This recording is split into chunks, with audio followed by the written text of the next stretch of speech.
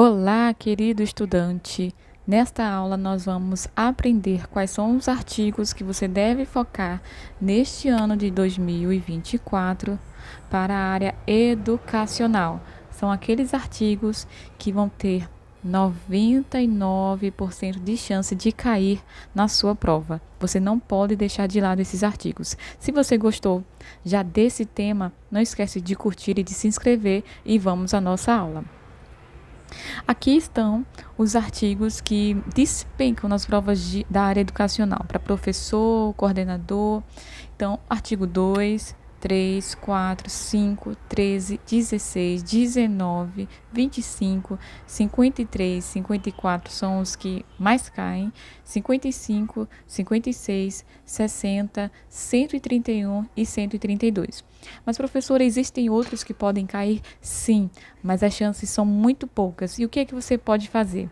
Você pode priorizar esses artigos e depois que você dominá-los, aí você vai para os demais artigos. E a gente vai ver na íntegra todos esses artigos. O artigo 2, o que é que ele vai falar? Ele vai falar sobre quem é criança e quem é adolescente. E, pelo ECA, criança, para efeitos desta lei, é a pessoa até 12 anos incompletos. E eu quero chamar a atenção para você dessa palavrinha aqui, ó, incompletos, tá? Incompletos. As bancas costumam muito colocar aqui completos, e quando ela não coloca nada, normalmente ela ainda considera certo. Então, você tem que ver o estilo da sua banca. Então, criança até 12 anos incompletos e adolescente é aquela entre 12 e 18 anos de idade. Vai dizer também no parágrafo que esta lei se aplica-se de forma excepcional às pessoas até 21 anos, ou seja, de forma excepcional, uma exceção também vai se aplicar às pessoas de 18 até 21 anos. Então, quando a questão disser que o ECA não se aplica para pessoas maiores de 18 anos, a questão está errada, porque existe esta exceção. Então, vamos continuar aqui. Artigo 3º. A criança e o adolescente gozam de todos os direitos fundamentais inerentes à pessoa humana, sem prejuízo da proteção integral de que trata esta lei, assegurando-lhes por lei ou por outros meios todas as oportunidades e facilidades a fim de lhes facultar o desenvolvimento físico, mental, moral, espiritual e social, em condições de liberdade e de dignidade. Cuidado com essas palavrinhas aqui, tá? Físico, mental, moral, espiritual e social. Eu já perdi uma questão por conta deste artigo aqui, em que falava do espiritual e eu achava que, como eu não tinha lido, né, a lei, que o espiritual não fazia parte e acabei errando. Então, tenha muita atenção nesse artigo também. O artigo 4º é dever da família, da comunidade, da sociedade em geral e do poder público. Cai muito essa questão aqui, tá? Muitas vezes a banca diz que é dever somente da família, ou somente da sociedade, ou somente do poder público, ou o Estado, como eles fazem. Poder público também pode ser chamado de Estado, ok? Assegurar com a absoluta prioridade a efetivação dos direitos referentes à vida, à saúde, à alimentação, à educação, ao esporte, ao lazer, à profissionalização, à cultura, à dignidade, ao respeito, à liberdade, à convivência familiar e comunitária. Eu quero que você tenha atenção aqui a esse daqui, referente à vida, à educação, ok?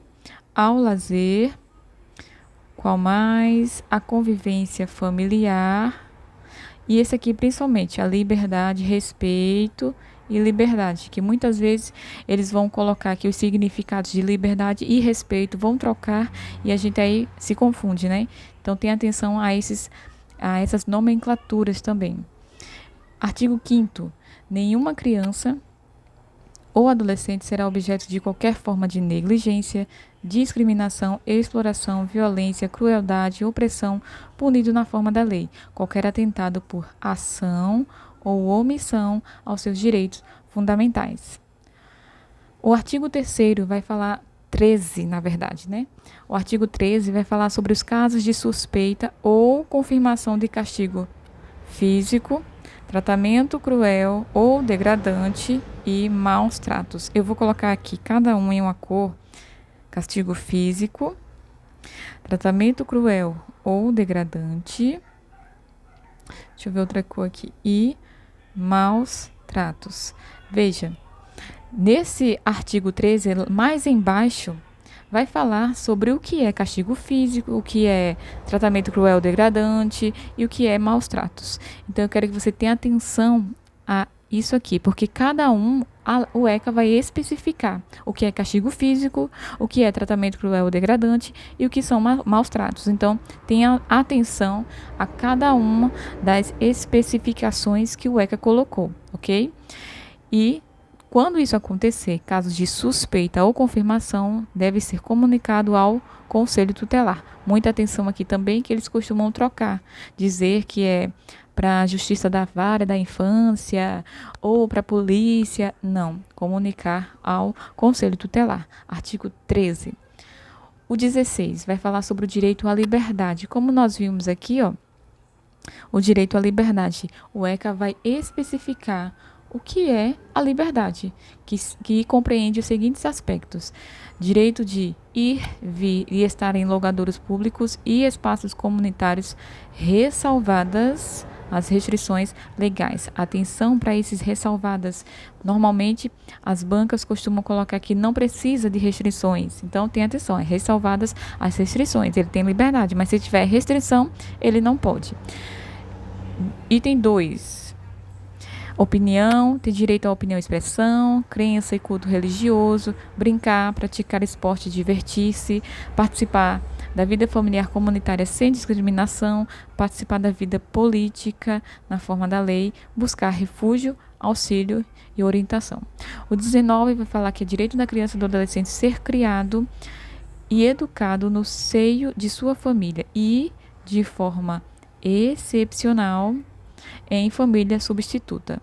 Assegurada a convivência familiar e comunitária em ambiente que garanta seu desenvolvimento integral. Então, veja, a criança só vai ser colocada em família substituta. E quais são as formas da criança ser colocada em família substituta? Através da guarda, tutela ou adoção. Normalmente as brancas não costumam cobrar as especificidades de cada uma delas. E quando cobra é mais sobre adoção. O 19 vai falar, 19A. A gestante ou mãe que manifeste interesse em entregar seu filho para a adoção antes ou logo após o nascimento será encaminhada à Justiça da Infância e da Juventude. Então, também costuma cair aqui para quem vai ser encaminhada esta mãe ou filho. É para a Justiça da Infância e da Juventude, e ela tem direito a toda uma assistência psicológica antes de fazer esta entrega. Artigo 25. Aqui vai dizer o que é família natural, tá? A comunidade formada por quem? Quem é a família natural? Formada pelos pais ou qualquer deles e seus descendentes. Aí logo depois vai falar quem é a família extensa ou ampliada, aquela que se estende para além da unidade de pais e filhos ou unidade do casal. Além disso, então quem são? É formada por parentes próximos com os quais a criança ou adolescente convive e mantém vínculos de afinidade e afetividade. Família natural são os pais, né? E os seus descendentes, e a extensa são os parentes próximos e aquelas pessoas que a criança ou adolescente tem vínculo. 55. Depois eu vou mostrar os 53 e 54, que eles são um pouquinho longos. Logo mais na frente eu vou mostrar para vocês. Se você está gostando desta aula, não esquece de curtir e de comentar. Esses artigos são indispensáveis para você. 55 vai falar o quê? Os pais ou responsáveis têm a obrigação de matricular seus filhos ou pupilos na rede regular de ensino. Eu já perdi uma questão por conta dessa palavrinha aqui, pupilos. Eu achava que não tinha. E tem sim. Os pais ou responsáveis têm a obrigação de matricular na rede regular de ensino. 55. 56. Os dirigentes de estabelecimento de ensino fundamental comunicarão ao Conselho Tutelar os casos de Isso aqui cai muito, tá? Casos de maus tratos envolvendo seus alunos, reiteração de faltas injustificadas e de evasão escolar, e aqui cai muito, ó, esgotados os recursos. Quando é que os dirigentes desse estabelecimento de ensino, como nós conhecemos como os gestores, não é? Os gestores, a comunidade escolar, vai comunicar depois que não tiver mais o que fazer, depois que já tiver entrado em contato com a mãe, com os pais, já ter conversado com quem pudesse, e mesmo assim a criança continua faltando e não tem nenhum motivo justo, aí entra em contato com o conselho tutelar. E elevados níveis de repetência também entra em contato e comunica ao conselho tutelar. Artigo 60, cai muito, tá? É proibido qualquer trabalho a menores de 14 anos. Aí tem uma exceção, salvo na condição de aprendiz. Então, menor de 14 anos, proibido. É menor de 14, não pode trabalhar. Salvo na condição, se ele é menor de 14 anos, ele pode trabalhar como aprendiz. 131 vai falar sobre o conselho tutelar, que também costuma cair. É órgão permanente e autônomo, não jurisdicional, encarregado pela sociedade de zelar pelo cumprimento dos direitos da criança e do adolescente. Então, costuma cair o quê? Que ele é órgão permanente, que é órgão autônomo e não jurisdicional. Normalmente ele diz que é jurisdicional as questões, né? As bancas dizem que é jurisdicional.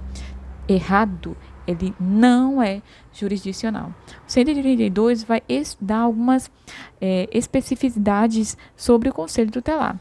Em cada município vai ter apenas um conselho, no mínimo, um conselho tutelar, não é? Como um órgão integrante da administração pública, composto de 5 membros, escolhido pela população local para um mandato de 4 anos, permitida, aqui é uma atualização, permitida a recondução por novos processos de escolha. Anos atrás, eu não lembro quando foi essa atualização, se não me engano, foi 2023, não, 2020. Eu não lembro quando foi essa alteração, mas é recente, 2022, eu acredito, que antes não podia haver uma recondução, ou seja, fazia parte do conselho tutelar, era conselheiro apenas uma vez e não podia ser mais. Agora é diferente, é permitida a recondução. Então, quantas vezes for necessário. Antes era somente uma vez, era conselheiro tutelar uma vez, você podia se recandidatar, mas depois em um terceiro mandato já não podia. Portanto, agora é permitida a recondução. Se você está gostando da nossa aula, nós temos os mapas mentais justamente do ECA, que são esses artigos aí que a gente falou e muitos outros, tá? Que vai dar um norte para você. Então, são mapas mentais bem esquematizados, com imagens, com cores, com setas, que vão te ajudar a aprender e a memorizar e principalmente a acertar as questões. O link eu vou deixar aqui na descrição para você aproveitar que está em promoção e somente este mês. Vamos continuar. Aqui eu voltei, não é, para o artigo 53, que esse artigo aqui, ele é muito importante. Se você quiser começar por ele, pode começar, porque ele vai cair sim na sua prova. A criança e o adolescente têm direito à educação, visando o pleno desenvolvimento de sua pessoa, preparo para o exercício da cidadania e qualificação para o trabalho, assegurando-se-lhes igualdade de condições para acesso e permanência na escola, direito de ser respeitado por seus educadores. Agora eu quero chamar a atenção para esse inciso aqui, direito de contestar critérios avaliativos, podendo recorrer às instâncias escolares superiores. Teve uma questão de 2023 sobre este inciso, que dizia assim, de acordo com o ECA, a criança e o adolescente têm direito de participar do projeto político-pedagógico da escola, da sua escola, da sua comunidade escolar. E muita gente colocou errado, porque se a gente vê aqui, não fala sobre o PPP, não fala sobre o projeto político-pedagógico. Mas, quando a gente leva para uma interpretação mais aprofundada, quando fala sobre contestar critérios avaliativos, a gente sabe que a avaliação, ela está dentro do PPP, não é isso? Quando fala aqui também no inciso 5º, direito de organização e participação em entidades estudantis, isso também faz parte do PPP. Então, é considerado certo, sim, se disser que a criança e o adolescente tem direito de participar do projeto político-pedagógico de acordo com o ECA, em uma interpretação mais profunda, está correto. Então, tenha atenção ao inciso 3º, tá? Inciso 3º e o inciso 4º, ok? Outra aqui, ó.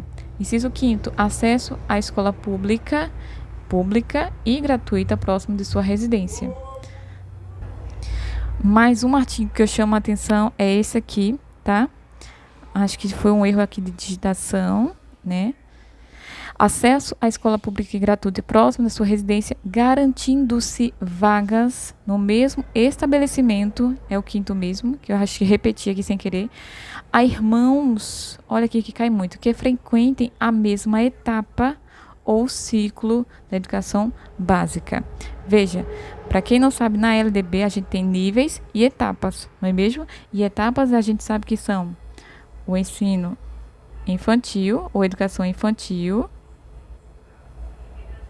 o ensino fundamental e o ensino médio, não é isso? Então, se a criança e seus irmãos participam da mesma etapa ou ciclo de ensino, os irmãos também têm direito a serem matriculados na escola pública próximo da sua residência. Mas a questão costuma fazer o quê? Independente dos irmãos frequentarem a mesma etapa, então está errado. Se a criança ou adolescente frequenta o ensino fundamental e um de seus irmãos frequenta o ensino médio, então já é diferente, já é outra etapa. Então esse irmão aí já não tem essa garantia pelo ECA, ok? No parágrafo único vai dizer que é direito dos pais ou responsáveis ter ciência do processo pedagógico, bem como participar da definição das propostas educacionais, tá? Então, para você, tenha atenção ao inciso 3º, 4º e o 5º, ok? O 54 também cai muito. É dever do Estado assegurar à criança e adolescente ensino fundamental obrigatório e gratuito, inclusive para os que a ele não tiveram acesso, ou seja, aqui entra a EJA, né? A educação, a EJA de jovens e adultos. Esse artigo aqui também costuma cair muito. Progressiva extensão da obrigatoriedade e gratuidade ao ensino médio. Atendimento educacional especializado aos portadores de deficiência, preferencialmente na rede regular de ensino. Chamo a atenção a esta nomenclatura aqui, portador. De acordo com a LDB, não se chama mais portador, e sim pessoa com deficiência. Porém, no ECA não houve esta alteração. Então, se a questão estiver falando sobre o ECA e adicionar esta nomenclatura portador, a questão continua correta, porque não foi alterado ainda esta nomenclatura no ECA.